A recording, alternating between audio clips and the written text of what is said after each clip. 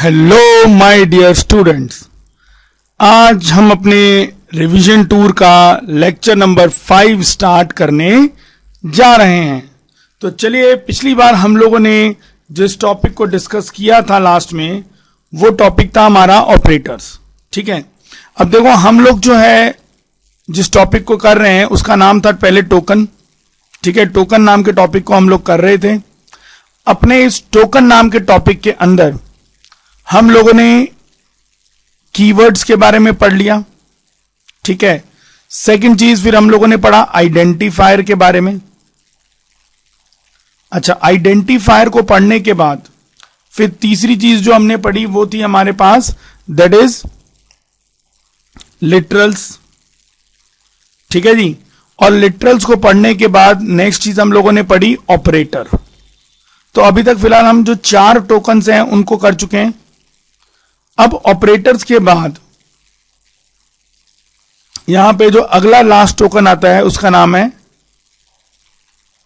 पंक्चुएटर। ठीक है, ये हमारा लास्ट टोकन है। तो जरा समझते हैं ये पंक्चुएटर होता क्या है, इसके बारे में थोड़ा सा जान लेते हैं। तो देखिए, ये जो हमारा अब जो लास्ट टोकन है दैट इज पंक्चुएटर, इसके बारे में हम थोड़ा पढ़ते हैं। अच्छा, अब देखिए,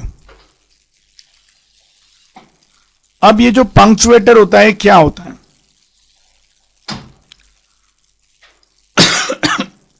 अब जैसे देखो बेटा, हम लोगों ने ये पढ़ा था, जैसे हम लोग कीवर्ड्स के बारे में पढ़ा था। तो हमने जब कीवर्ड्स के बारे में पढ़ना शुरू किया तो हमें पता लगा कीवर्ड्स के बारे में कि कीवर्ड्स क्या है भैया, स्पेशल वर्ड्स हैं। कीवर्ड्स क्या है, कुछ स्पेशल वर्ड्स हैं पाइथन के अंदर जिन शब्दों का अपना ही एक प्री डिफाइंड मीनिंग है, या ये कह लो प्री डिफाइंड मीनिंग है या प्री डिफाइंड वर्क है। ठीक है, तो कीवर्ड्स के बारे में हमने ये पढ़ा ना कि भाई कीवर्ड्स क्या होते हैं, ये भैया स्पेशल वर्ड्स हैं जिन शब्दों का अपना ही कुछ एक प्री डिफाइंड मीनिंग या वर्क जो है पाइथन में पहले से ही डिफाइन हो रखा है। अब इसी तरह से मैं पंक्चुएटर को भी जरा कंपेयर करता हूं।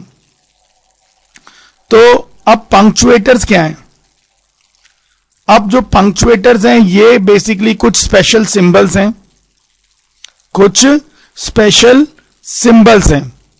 ठीक है, और ये वो स्पेशल सिंबल्स हैं जिनका अपना ही एक प्री डिफाइंड मीनिंग पाइथन में सेट हो रखा है। यानी कि जितने भी पंक्चुएटर्स होंगे इन सब का एक pre defined meaning already Python के अंदर क्या है, सेट हो रखा है।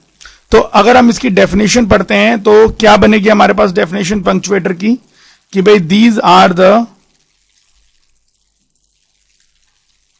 Special symbol, these are the special symbols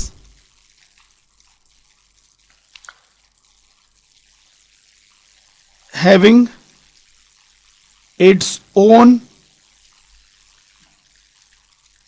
predefined work associated with it। ठीक है जी, तो बेसिकली हमने यहां पे क्या देखा कि भाई पंक्चुएटर्स क्या है, ये एक स्पेशल सिंबल्स हैं। ठीक है, स्पेशल सिंबल्स हैं जिनका अपना खुद का एक प्री डिफाइंड वर्क है जो इन्हीं सिंबल्स के साथ एसोसिएट हो रखा है। अब वो अब कौन कौन से सिंबल्स हैं हमारे इसके, अब उसके जरा एग्जांपल समझ लेते हैं। देखिए, एक है कॉमा। ठीक है, जो कॉमा हम लोग यूज कर रहे हैं यहां पे कई बार, तो कॉमा भी हमारा क्या है, एक पंक्चुएटर है। ठीक है, इसके बाद आता है कोलन। अब कोलन ऐसे 2 डॉट्स लगते हैं, ये हमारा कोलन है, ये भी एक पंक्चुएटर है। अच्छा, सेमी कोलन, सेमी कोलन लगाते हैं, ये डॉट और कॉमा, ये भी एक पंक्चुएटर है। अच्छा, इसके बाद एक आता है हमारे पास पैरेंथेसिस। अब ये पैरेंथेसिस क्या है यार, ये जो ओपनिंग ब्रैकेट और ये क्लोजिंग ब्रैकेट होता है ना, ये भी हमारा क्या है, ये ओपनिंग ब्रैकेट, ये क्लोजिंग ब्रैकेट, ये भी हमारा क्या है, पंक्चुएटर है। उसके बाद स्क्वायर ब्रैकेट, अब स्क्वायर ब्रैकेट मतलब ये ओपनिंग वाला और ये क्लोजिंग वाला जो ब्रैकेट है, ये वाले जो ब्रैकेट्स हैं they are called as square brackets, और ये भी क्या है, पंक्चुएटर्स हैं। उसके बाद एक आती है बारी कर्ली ब्रैकेट्स की। तो जो कर्ली ब्रैकेट्स हैं हमारे वो कौन से हैं, ऐसे ये कर्ली ब्रैकेट ये और एक कर्ली ब्रैकेट ये, तो ये दोनों कर्ली ब्रैकेट भी क्या है, एक तरह से हमारे पंक्चुएटर्स ही हैं। तो ये सारे सिंबल जब हम पाइथन में यूज करेंगे ना तो किसी स्पेसिफिक काम के लिए ही हम इनको यूज करेंगे, ठीक है, ऐसे बिना मतलब के यूज नहीं करेंगे हम इनको। इन ये सिंबल जो है पाइथन के अंदर किसी स्पेशल काम के लिए इस्तेमाल होते हैं, और जब हम वो चीजें पढ़ेंगे तो उसी कामों के लिए हम लोग इन सिंबल्स को पाइथन में इस्तेमाल करेंगे। समझ में आई भाई सबको इतनी बात? तो चलो बच्चों, अब हमने टोकन का टॉपिक जो है अपना कंप्लीट कर लिया है। अब इसके बाद ना अब हम एक नेक्स्ट टॉपिक अपना करेंगे जो कि क्या है, इनपुट एंड आउटपुट स्टेटमेंट्स को लेकर। तो आप फटाफट पहले ये पंक्चुएटर की डेफिनेशन जो है, सारा कुछ जो मैंने लिखवाया है, इसको अपने रजिस्टर में नोट कर लें, एंड देन उसके बाद आगे बढ़ते हैं हम लोग यहां पे, ठीक है जी। तो चलिए अब इसको मैं हटा देता हूं यहां से।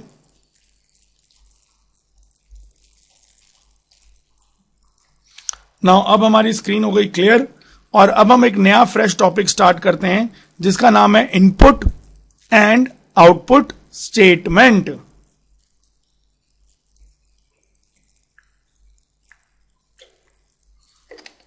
नाउ अब ये इनपुट एंड आउटपुट स्टेटमेंट है, अब इनका क्या हिसाब किताब है, क्यों क्यों यूज होती है, किस लिए यूज होती है। तो देखिए शुरुआत करते हैं हम लोग अपना इनपुट स्टेटमेंट से। हालांकि शायद ये आपने 11th में अगर पढ़ा होगा तो आपको ये पता होंगी, लेकिन जस्ट बिकॉज अभी हम एक रिवीजन टूर ऑफ पाइथन कर रहे हैं तो उसमें जितनी भी बेसिक डिटेल्स है उनको मैं कवर करूंगा। तो इनपुट स्टेटमेंट और आउटपुट स्टेटमेंट जो है उनके बारे में भी मैं आप सब लोगों को बताऊंगा। तो चलिए बेटा अब हम इसको देखते हैं कि इनपुट स्टेटमेंट को हम लोगों ने किस तरह से लिखना है। अब देखिए, जब भी हमें पाइथन में डेटा स्टोर करना होता है तो डेटा स्टोर हम किस में करते हैं यार, एक वेरिएबल में डेटा स्टोर करते हैं। लेकिन इस वेरिएबल में हम जो डेटा स्टोर करने की बात कर रहे हैं तो इस वेरिएबल में डेटा स्टोर दो तरह से होता है। एक तो आप डायरेक्टली डेटा असाइन कर दें, मतलब मुझे 100 वैल्यू स्टोर करनी थी तो मैंने लिख दिया a इज इक्वल टू 100, ठीक है।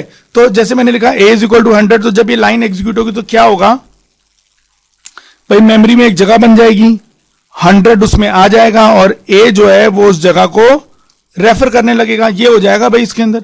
तो हमने जो डेटा स्टोर करना था 100 वो स्टोर हो गया ना।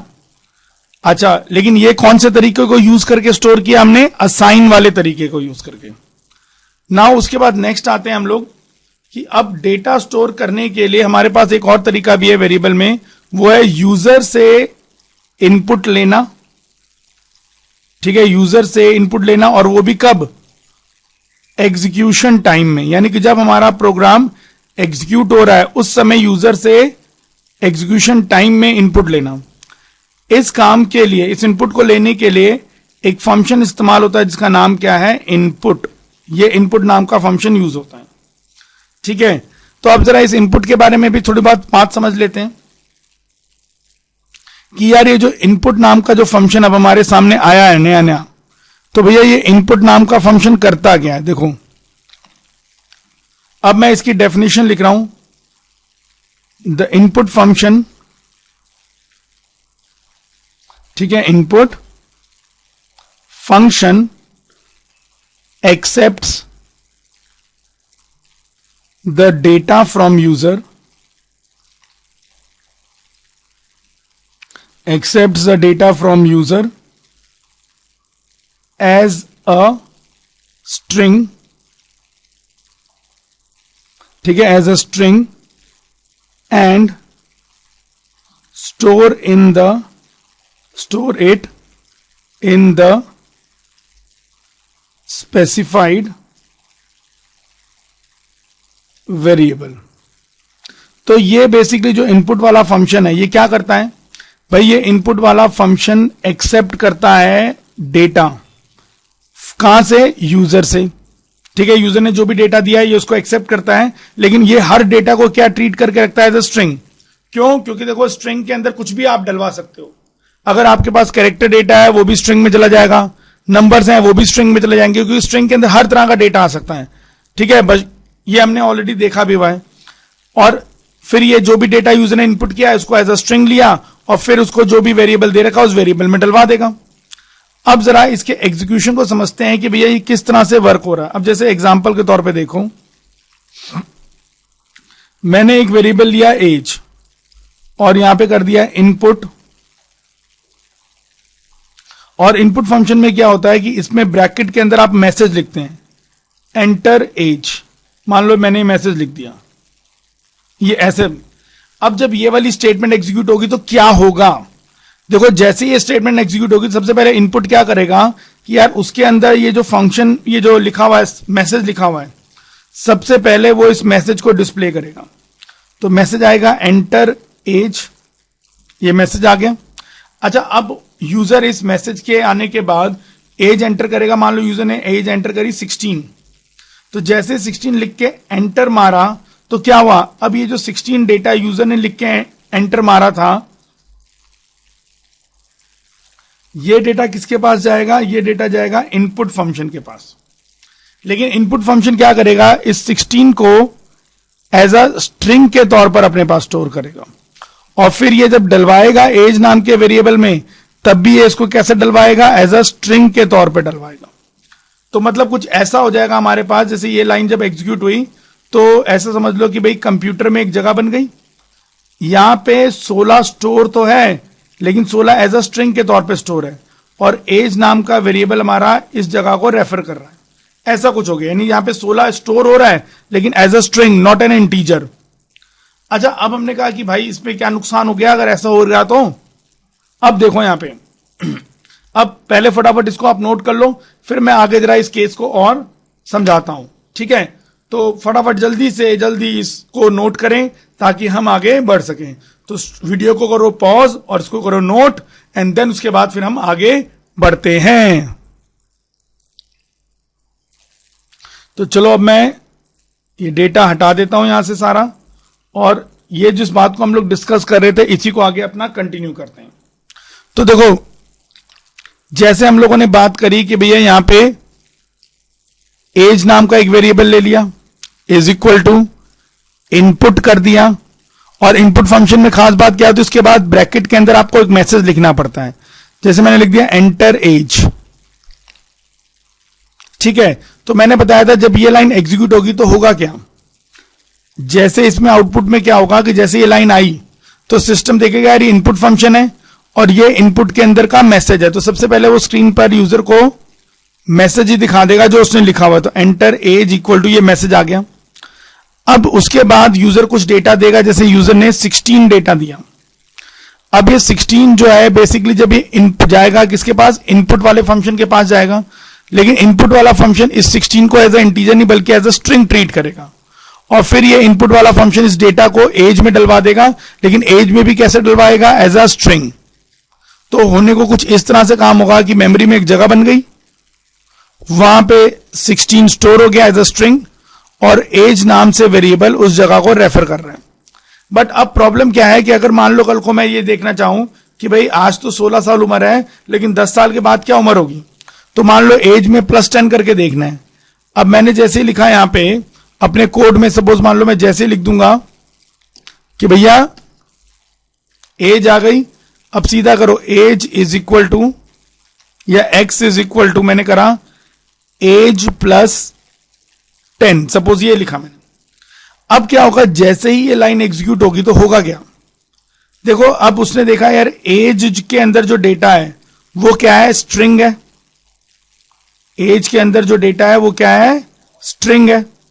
और यार 10 के अंदर जो डेटा है वो क्या है? इंटीजर है। 10 जो डेटा है वो क्या इंटीजर है, और एज के अंदर क्या पड़ा हुआ है भाई? 16 पड़ा हुआ है। तो यार एक स्ट्रिंग और एक इंटीजर कभी ऐड हो पाएंगे? No, a big no. तो इसका मतलब यहां पे जो आंसर आ रहा है वो गलत हो जाएगा। अब कैसे भाई? हमने कहा यार अब क्या करें यार, इनपुट लेने के लिए तो इनपुट फंक्शन ही है, बट प्रॉब्लम ये है कि इनपुट वाला फंक्शन तो यार हर डेटा को क्या ट्रीट कर रहा है? As a string. तो यानी कि जब हमें किसी स्ट्रिंग वाले डेटा के साथ काम करना है तब तो ठीक है, लेकिन यार अगर कल को मुझे किसी इंटीजर वैल्यू के साथ या फ्लोटिंग पॉइंट वैल्यू के साथ या बूलियन वैल्यू के साथ काम करना हो तो वहां तो इंट बेकार है, क्योंकि जैसे मैंने अभी ये इंटीजर वैल्यू के साथ काम कर रहा था तो यहां तो इंट ने काम खराब कर दिया पूरा। अच्छा अब देखो इनपुट ने यहां पे काम खराब कर दिया, लेकिन आप इसको ठीक कैसे करें? तो अब इस काम के लिए हम लोग इस्तेमाल करेंगे टाइप कन्वर्जन फंक्शंस को। किसको? Type conversion function. ये टाइप कन्वर्जन फंक्शन वो फंक्शन है जो हमारे डेटा को एक फॉर्म से, एक टाइप से दूसरे टाइप में कन्वर्ट करते हैं।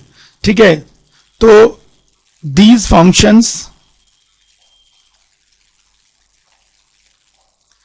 Functions are used to convert data from one type to another। ठीक है जी, तो डेटा को from one type two another type में कन्वर्ट करने के लिए हम टाइप कन्वर्जन फंक्शन का इस्तेमाल करते हैं। अब जरा समझते हैं कि भैया कौन कौन से टाइप कन्वर्जन फंक्शन हो गए। अब देखो अभी मुसीबत क्या थी कि भैया हमारे पास जो भी डेटा इनपुट वाला फंक्शन ले रहा था वो एज अ स्ट्रिंग ले रहा था।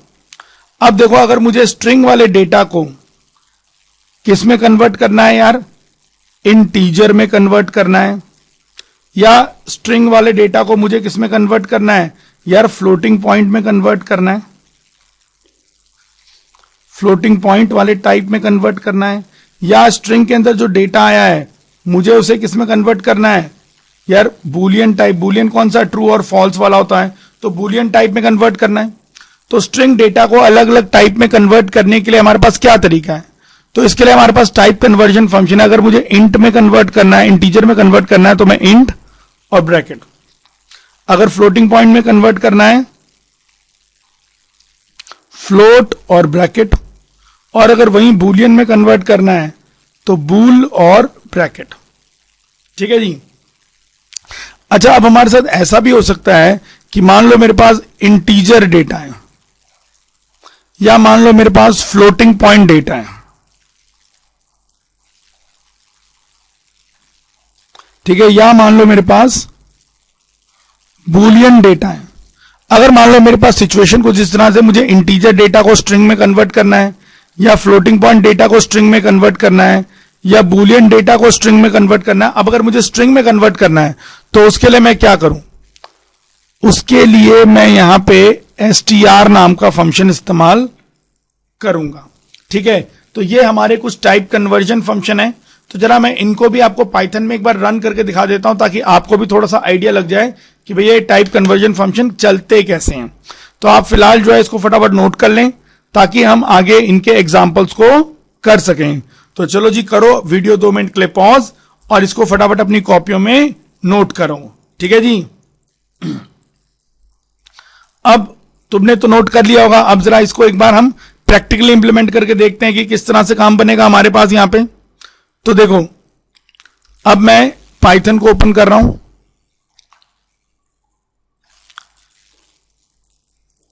एक मिनट, ये क्या हुआ जी? पाइथन, अच्छा ओके ओके, एक्चुअली ये 3.10 है बट मेरे पास 3.12 है। 10 मैंने हटा दिया था तो इसलिए थोड़ी दिक्कत आ रही थी। अब 12 को खोलना है मुझे, तो मैंने 3.12 वाले को ओपन करता हूं। अब देखते हैं, पाइथन खुल गया। लो जी, अब हमारा पाइथन का सॉफ्टवेयर भी ओपन हो गया। अब हम यहां पे क्या करेंगे, जितने भी केसेस मैंने अभी वहां पे डिस्कस करे, मैं उन सारे केसेस को एक बार यहां पे प्रैक्टिकली इंप्लीमेंट करके आप लोगों को दिखाता हूं। ठीक है, वो जो जितने भी टाइप कन्वर्जन फंक्शन हमने देखे ना अभी यहां पे, तो उन सारे टाइप कन्वर्जन फंक्शन को एक बार मैं कन्वर्ट करके आपको यहां पे शो करता हूं सारे फटाफट हैं। तो चलो जी, अब देखो सबसे पहले मैं क्या करता हूं, यहां पे एक ए ले लिया और उसके अंदर मैंने 15 डाला, लेकिन 15 कैसा है? स्ट्रिंग फॉर्म में। ठीक है, अब मैं a+10 करूंगा तो एरर आएगा, क्योंकि a के अंदर 15 है पर 15 एज अ स्ट्रिंग के तौर पे चल रहे हैं और 10 तो इंटीजर है तो उसको ऐड नहीं करने देगा। अब मैं अगर इसको ऐसे करके लिखूं इंट और ए, तो ये इंट ए क्या करेगा, ये ए के अंदर जो डेटा पड़ा हुआ उसका टाइप कन्वर्ट किस में कर देगा, इंटीजर में। उसके बाद +10 कर लो जी 25 आ गया। ठीक है, तो ये देखो मैंने क्या करा, ए के अंदर 15 ही पड़ा था लेकिन एज ए स्ट्रिंग के तौर पे चल रहा था, तो मैंने टाइप कन्वर्जन वाला ऑप्शन चलाया और वो इंटीजर में कन्वर्ट हो गया। ठीक उसी तरह से अब कल को मान लो मैंने लिखा हुआ है a इज इक्वल टू 35.45। अभी ये क्या ट्रीट हो रहा है, स्ट्रिंग। अगर मैं चाहता हूं इसको फ्लोट बनाना तो फ्लोट a। ठीक है, अब इसमें जो भी करना है 3.54 को ऐड करना है, लो जी हो गया ऐड। इसी तरह से अगर मान लो मैंने लिखा a is equal to true, अब एक मिनट, ट्रू का टी कैपिटल, अब ट्रू तो लिख दिया लेकिन सिस्टम इसको अभी बूलियन नहीं मान रहा, सिस्टम इसको क्या मान रहा है, इसको मान रहा है अभी स्ट्रिंग। तो भाई अब इसको अगर बूलियन ट्रीट करवाना है तो कैसे करेंगे, बूल और ए। तो देखो आंसर आ गया ट्रू। तो ये इंट में कन्वर्ट करना है, फ्लोट में कन्वर्ट करना है या बूलियन में कन्वर्ट करना है, तो ये हमारे टाइप कन्वर्जन फंक्शन दे रखे थे, इनसे हम डेटा को कन्वर्ट कर सकते हैं। अच्छा, अब सपोज मान लो मेरे पास एक नंबर है a इज इक्वल टू 65432, ये नंबर है। अब मान लो मुझे एक स्ट्रिंग की लेंथ निकालने, मुझे काउंट करना है कि इसके अंदर नंबर ऑफ कैरेक्टर्स कितने हैं।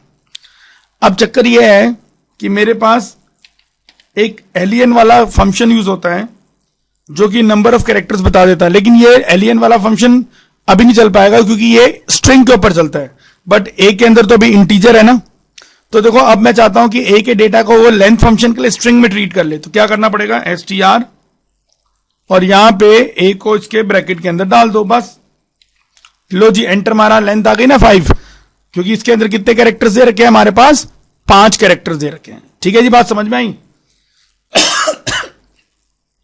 तो अब मैं इस डेटा को कॉपी कर लेता हूं, जितना भी डेटा है, और अपने वहां लगा देता हूं ताकि आप ये सारे टाइप कन्वर्जन के एग्जांपल्स को समझ भी सकें। ठीक है जी, हाँ जी। अब चलिए इसको कॉपी कर देता हूं मैं, Ctrl+C कॉपी, और ये हटा देते हैं यहां से, तो आप लोगों ने नोट कर लिया होगा।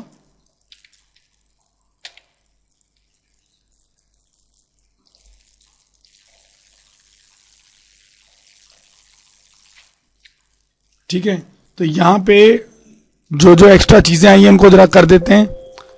a is equal to 15, a plus 10 किया, तो मैं एरर थोड़ी सी हटा देता हूं, सीधा टाइप एरर जो है वो दिख देता हूं। और जब ये इंट पे करा, फिर ये फ्लोट पे करा, बूलियन पे करा,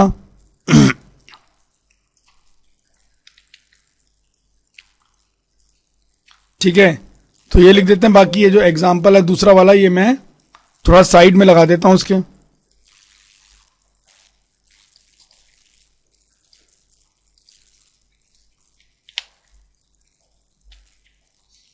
ठीक है, ये देखो, तो ये हमारे टाइप कन्वर्जन वाले जितने भी ऑप्शन थे उनके एग्जाम्पल हमने डाल दिए यहां पे। तो आप लोगों ने इन एग्जाम्पल्स को नोट कर लेना है। ठीक, तो अब जो हमारा वो एज वाला पंगा चल रहा था, जरा उसको भी सॉर्ट आउट कर देते हैं कि एज वाले को कैसे ठीक करेंगे। तो ये देखो जी, अब मैं वो एज वाला ऑप्शन लाइन स्टेटमेंट यहां पे करवाता हूं।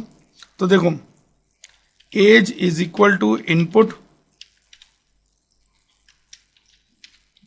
Enter your age. ठीक है, अब मैं इनपुट लिया है, मैंने मान लो यहां पे लिख दिया 25, एंटर मारा तो एज के अंदर 25 आ गया होगा। मैं एज लिखूंगा तो ये दिखा भी दे 25, लेकिन देखो 25 कैसे दिखा रहा है, कोट्स में दिखा रहा है। क्यों? क्योंकि इनपुट फंक्शन के द्वारा इसे मिला, और इनपुट फंक्शन तो जो भी डेटा आता है उसको क्या ट्रीट करता है, स्ट्रिंग ट्रीट करता है। अब देखो, तो अब इसको ऐसे करते हैं, एज इज इक्वल टू, मैंने लिखा इंट। ठीक, अब ये जो ऊपर वाली लाइन जो है ना हमारी, ये इनपुट वाली लाइन जितनी भी है, ये इनपुट वाली लाइन इस इंट के ब्रैकेट के अंदर डाल देता हूं मैं। तो देखो अब इससे क्या होगा, अब जो भी रिजल्ट फाइनल जनरेट होगा, अब इंट उसका टाइप कास्टिंग कर देगा। अब देखो एंटर मारा, दोबारा से एज मांग रहा, मैंने 16 दे दिया, अब अगर मैं एज को प्रिंट करूंगा तो 16 आ रहा, अब कोई कोड सोर्स नहीं लिखा रहा, क्यों? क्योंकि इंट वाले ने इनपुट वाले फंक्शन ने जो डेटा लिया वो तो एज अ स्ट्रिंग लिया, लेकिन इंट ने उसे किस में कन्वर्ट कर दिया? इंटीजर में कन्वर्ट कर दिया, और फिर वो एज में स्टोर हुआ है। अब कल को मैं एज प्लस 10 भी करूंगा तो आंसर मेरे पास 26 आ जाएगा। ठीक है, तो ये एग्जाम्पल मैं वहां पे लगा देता हूं।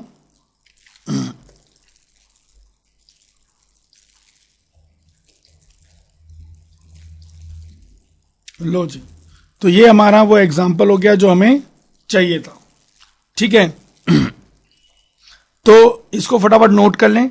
देन उसके बाद हम आउटपुट स्टेटमेंट जो है हमारी, आउटपुट स्टेटमेंट को समझ लेते हैं फटाफट कि आउटपुट स्टेटमेंट किस काम के लिए यूज होती है। तो जल्दी से बच्चों इस इनपुट स्टेटमेंट को नोट करो, ठीक है बेटा, ताकि हम जो है अपना आउटपुट स्टेटमेंट को समझने का काम शुरू कर सकें। तो चलिए मैं अब इसको हटा रहा हूं। अगर आपने नोट नहीं किया तो वीडियो को पॉज करके नोट कर लें, और अब हम करते हैं इसके आगे। नाउ अब देखो, अब मैंने क्या करा, इनपुट स्टेटमेंट पढ़ ली, और इनपुट स्टेटमेंट में टाइप कन्वर्जन का क्या रोल था वो भी पढ़ लिया हमने। अब देखते हैं हम यहां पे कि भैया अब जो आउटपुट स्टेटमेंट है हमारी, ये आउटपुट स्टेटमेंट किस तरह से हमारी वर्क करेगी। ठीक है, तो चलिए अब जरा आउटपुट स्टेटमेंट को हम लोग समझ रहे हैं। तो देखो, आउटपुट स्टेटमेंट में जब हम काम करते हैं तो आउटपुट स्टेटमेंट के अंदर हमारे पास कौन सा फंक्शन दे रखा है? आउटपुट स्टेटमेंट में हमें फंक्शन दे रखा है प्रिंट। ये प्रिंट स्टेटमेंट दे रखी है। अब देखो, इस प्रिंट स्टेटमेंट को मैं किस किस वे में यूज करता हूं। अगर मुझे मान लो कोई मैसेज शो करवाना है तो इस प्रिंट वाले को यूज करके कैसे मैसेज शो करवाऊंगा। अब देखो, प्रिंट लिखा, और इस प्रिंट की खासियत क्या है कि इसके ब्रैकेट के अंदर डबल कोट्स में जो भी मैं लिख दूंगा, जैसे मान लो लिख दिया मैंने वेलकम स्टूडेंट्स, तो देखो जो भी मैंने यहां पे डबल कोट्स में लिखा है, जब सिस्टम मेरी इस लाइन को एग्जीक्यूट करेगा तो इसके आउटपुट में वो क्या कर देगा, ये जो वर्ड लिखा है ना डबल कोट्स के अंदर वेलकम स्टूडेंट्स, ये वर्ड एज इट इज मेरे सामने आ जाएगा। ठीक है, तो पहली बात समझ में आई कि भाई प्रिंट का इस्तेमाल मैसेज शो करने के लिए करा जाता है। ठीक है, ताकि जो भी आपने मैसेज लिखा हुआ है वो मैसेज इजीली यूजर को दिख जाए। अच्छा, उसके अलावा प्रिंट और किस केस में इस्तेमाल होता है? एक तो हमें समझ में आ गया कि यार मैसेज को शो करने के लिए इस्तेमाल होगा। उसके अलावा अब B part, value of a variable. अगर मान लो मुझे किसी पर्टिकुलर वेरिएबल की वैल्यू दिखानी है तो मैं वेरिएबल की वैल्यू कैसे दिखाऊंगा? तो भाई साहब उसके लिए हम लोग क्या करते हैं, जैसे मान लो मैंने a इज इक्वल टू 10 लिखा, फिर मान लो मैं लिख दिया जी प्रिंट, और प्रिंट के अंदर अगर मैं स्ट्रेट अवे वेरिएबल का नाम लिख देता हूं तो क्या होगा, जब ये लाइन चलेगी तो क्या क्या स्टेप होंगे। अब देखो इसके एग्जीक्यूशन में क्या क्या होगा। सबसे पहले जब a इज इक्वल टू 10 करा तो भाई मेमोरी में एक जगह बन गई, 10 उसमें स्टोर हो गया और a उस जगह को रेफर करने लग गया। और जब ये वाली लाइन कंप्लीट होगी उसके बाद प्रिंट a करा तो प्रिंट a में क्या होगा कि जो भी तुम्हारा मॉनिटर है उस मॉनिटर पे a की जो वैल्यू है दैट इज 10, वो 10 वैल्यू एज इट इज आपको दिखाई दे देगी। ठीक है, तो ये है वैल्यू ऑफ द वेरिएबल वाला केस। अच्छा, अब सी पार्ट, अगर मुझे message plus value of a variable, मतलब मुझे मैसेज भी दिखाना है और मान लो जो वेरिएबल है उसकी वैल्यू भी दिखानी है, दोनों चीजें दिखानी है, मैसेज भी दिखाना है और वैल्यू भी दिखानी है। क्योंकि अभी जब प्रिंट ए लिख रहे हैं तो स्ट्रेट अवे बस यहां पे 10 आ गया, पर ये 10 है क्या, किस चीज की वैल्यू है तो पता नहीं लग रहा ना। तो देखो अब इसको देखते हैं, जैसे मान लो मैंने लिखा a इज इक्वल टू 10 और उसके बाद मैंने लिखा प्रिंट के अंदर कि भाई value of a is comma और फिर a लिख दिया। तो देखो अब यहां पे मैंने दो पार्ट लिखे हैं, वैल्यू ऑफ a इज और एक a की वैल्यू। तो जब सिस्टम इसका आउटपुट दिखाएगा इस मैसेज का तो वो किस तरह से हमें शो करेगा मैसेज। अब वो देखो पहले जो डबल कोट्स में लिखा वैल्यू ऑफ ए इज, ये तो एज इट इज आ जाएगा, यानी वैल्यू ऑफ ए इज, ये एज इट इज आ गया। उसके बाद कॉमा, अब दूसरा पार्ट दिखाएगा, दूसरे पार्ट में क्या लिखा हुआ है, सिर्फ ए, यानी ए वेरिएबल की जो वैल्यू है वो दिखा देगा, और वो वैल्यू क्या है 10।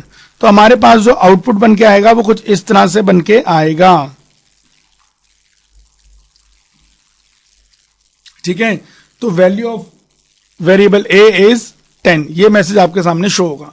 तो हमने देखा जो प्रिंट फंक्शन है वो यार मैसेज शो करने के लिए काम आता है, वेरिएबल की वैल्यू को शो करने के लिए काम आता है, और अगर मान लो मैसेज और वैल्यू दोनों को दिखाना है तो उन दोनों को दिखाने के काम भी आता है। ठीक है, तो फटाफट ये आउटपुट के बारे में जो तीन पार्ट लिखाए हैं तीनों को नोट कर लो फटाफट, सो दैट हम कुछ आगे चीजों के बारे में डिस्कस करें। ठीक है, तो जल्दी से इसको नोट करें। नाउ अब क्या करते हैं हम लोग यहां पे, अब जो ये हमारा प्रिंट ऑप्शन है, ठीक है, इस प्रिंट वाले स्टेटमेंट के साथ, फंक्शन के साथ हमारे दो ऑप्शन जुड़े हुए हैं। ठीक है, तो यहां हम लिख सकते हैं two options are associated with print. अच्छा, अब वो दो ऑप्शन कौन से एसोसिएटेड है प्रिंट के साथ? पहला ऑप्शन है एंड। अब एंड के बारे में सुन लेंगे। This option is used to set the character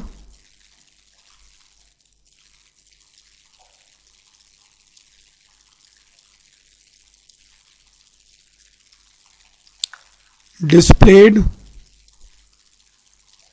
at the end of data।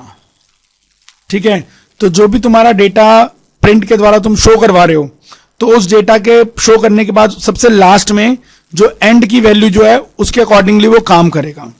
ठीक है, अच्छा दूसरा यहां पे ध्यान देखना, डिफॉल्ट वैल्यू ऑफ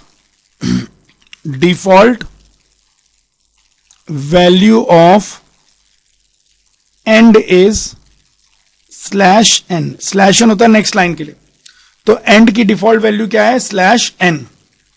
अब जरा देखो यहां पे,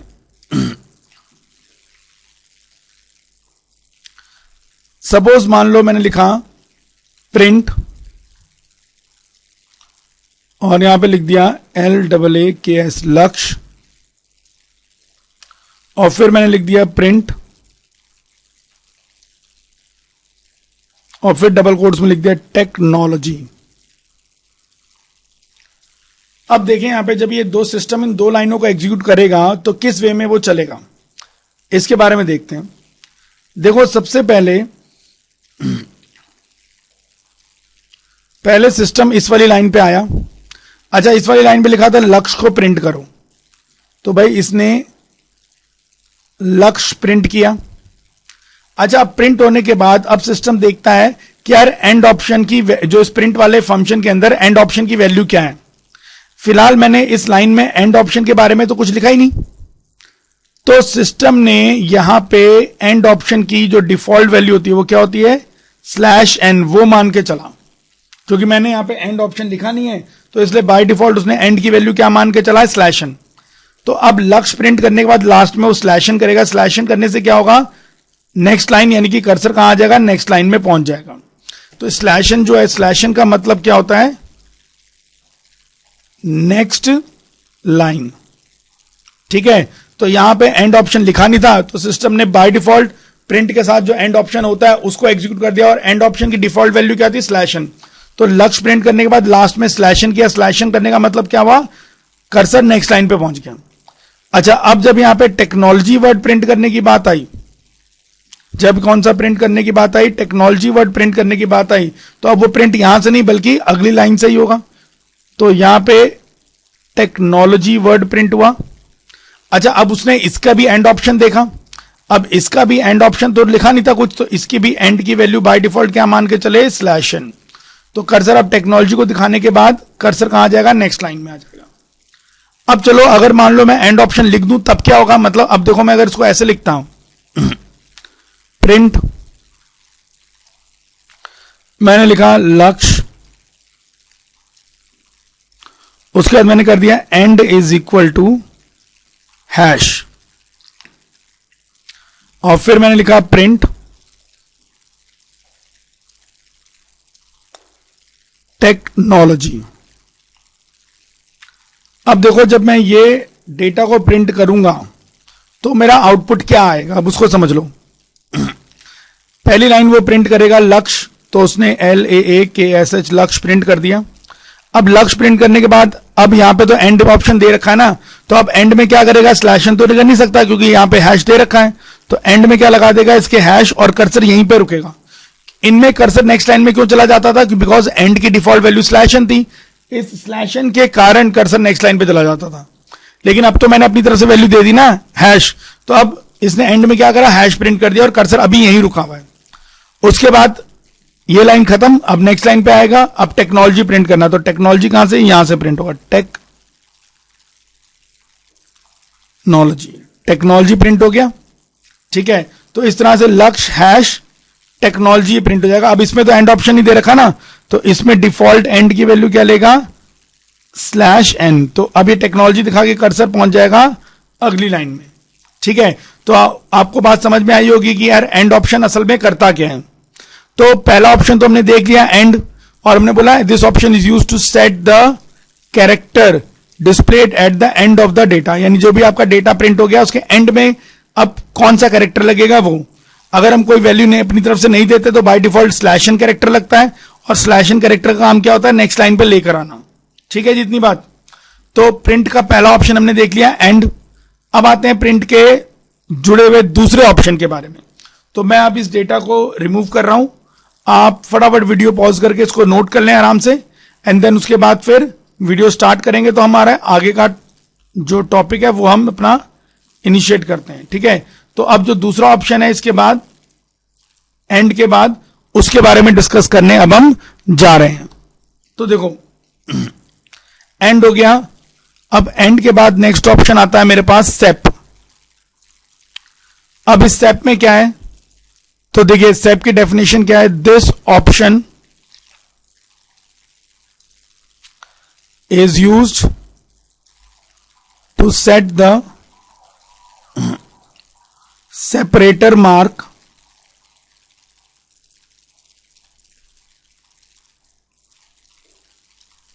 between different parts of data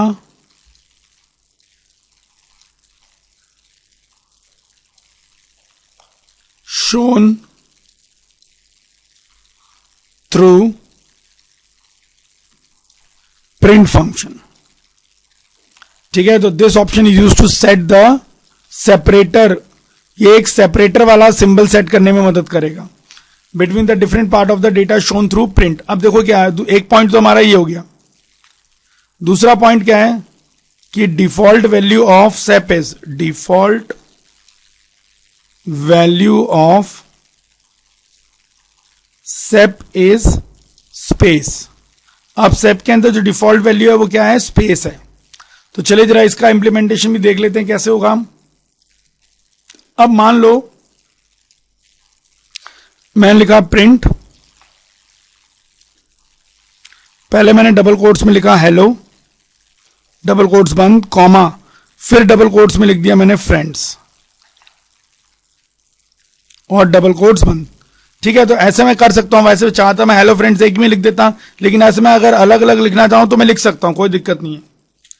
अच्छा, अब जब सिस्टम इस लाइन को एग्जीक्यूट करेगा तो वो देखेगा यार इसमें फर्स्ट पार्ट है हेलो और सेकंड पार्ट है फ्रेंड्स। तो सबसे पहले वो ये चेक करेगा कि भैया इसमें सेपरेटर क्या है। फिलहाल इस स्टेटमेंट में सेपरेटर तो कुछ दे नहीं रखा, तो बाय डिफॉल्ट वो अपने आप सेपरेटर क्या ले लेगा, स्पेस। तो अब बेसिकली ये आउटपुट जो आएगा हमारे पास किस तरह से आउटपुट नजर आएगा, देखो पहला पार्ट आएगा हेलो। अब दूसरे पार्ट का डेटा प्रिंट करने से पहले जो सेपरेटर है वो लगा देगा, सेपरेटर क्या है, स्पेस, तो स्पेस आ गया यहां पे, और उसके बाद दूसरे पार्ट का डेटा प्रिंट हुआ फ्रेंड्स। तो इस तरह से आपका आउटपुट आएगा। अच्छा, अगर आप ये तो डिफॉल्ट सेपरेटर है ना, आप अपनी मर्जी से अगर कोई सेपरेटर सेट करना चाहते तो कर सकते हो। जैसे प्रिंट, यहां लिखा हमने हेलो एंड देन उसके बाद हमने लिखा फ्रेंड्स, ठीक है जी, और फिर मैंने यहां पे सेप ऑप्शन मेंशन कर दिया और यहां पे लिख दिया मान लो @ ऐसे लिख दिया। तो अब क्या होगा, अब जब ये लाइन एग्जीक्यूट होगी तो उसका आउटपुट किस तरह से आएगा वो देख लो। एक पार्ट इसमें ये है, दूसरा पार्ट इसमें ये है, और ये तो सेपरेटर दे रखा है। तो पहले वो फर्स्ट पार्ट प्रिंट करेगा हेलो, उसके बाद दूसरा पार्ट प्रिंट करना है, लेकिन पहले सेपरेटर लगा देगा। अभी बीच में सेपरेटर लगा दिया @ और उसके बाद दूसरा पार्ट प्रिंट कर दिया, दैट इज फ्रेंड्स। तो ये आ गया हेलो फ्रेंड्स। तो ये तुम्हारे सामने आउटपुट आएगा, ठीक है। तो ये हमारे प्रिंट फंक्शन के साथ दो स्टेट ऑप्शन जुड़े हैं, एक है एंड और दूसरा ऑप्शन है दैट इज सेप, ठीक है। तो एंड और सेप, आई होप आपको ये दोनों ऑप्शन क्लियर हो गए होंगे। तो आज हमने अपना पंक्चुएटर फिनिश किया और पंक्चुएटर के बाद हम लोगों ने इनपुट स्टेटमेंट को फिनिश किया एंड देन आउटपुट स्टेटमेंट को हमने फिनिश करा, ठीक है जी। तो नेक्स्ट पॉइंट में हम लोग कुछ छोटे मोटे टॉपिक एक दो और हैं उनको देखेंगे एंड देन उसके बाद हम अपना थोड़ा सा प्रोग्रामिंग की तरफ स्टार्ट करेंगे काम, ठीक। तो चलिए आज की क्लास हम यहीं पे फिनिश करते हैं और मिलेंगे आप सब लोगों के साथ अगली क्लास में, जिसमें हम आपको और पाइथन से जुड़ी हुई कुछ और बढ़िया चीजों के बारे में बताएंगे। So thank you very much and have a nice day. मिलते हैं नेक्स्ट क्लास में।